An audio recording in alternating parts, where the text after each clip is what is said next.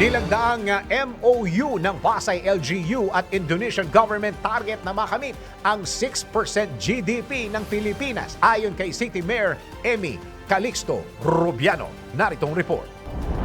Nilagdaan na ng Pasay City Local Government Unit at ng Indonesian Government ang isang Memorandum of Understanding o MOU. Layo nito na higit na mapalakas ang ugnayang pang-ekonomiya ng dalawang bansa at makalika ng mas maraming trabaho sa Pilipinas. Bahagi ng MOU ang multi-bilyong foreign investment commitment ng Indonesian business community para sa lungsod ng Pasay. Naniniwala si Pasay City Mayor Emmy Calixto Rubiano na makatutulong ang investment na ito para sa tuloy-tuloy na pag-unlad ng business industry at ekonomiya ng bansa.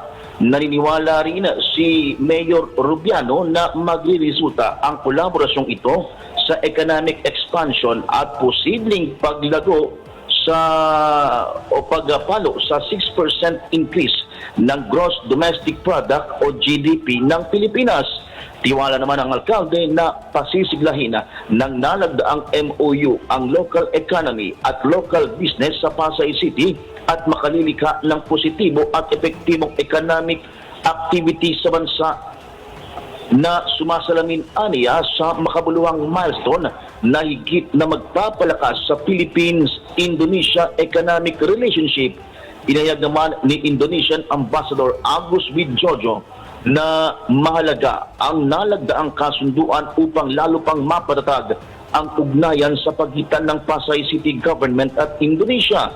Giit ni Widjojo na patunay ito sa commitment ng dalawang bansa na maipagpatuloy ang economic growth at sustainable development sa rehiyon. Dagdag pa ng Indonesian Ambassador na higit ding pahusayin ng MOU ang ugnayang pang-ekonomiya ng Pilipinas at Indonesia.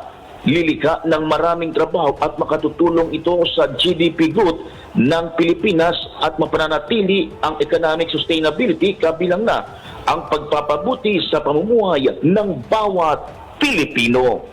Ito si Patrol 17 Chopel Peleño para sa impilang may todong lakas, DWIZ.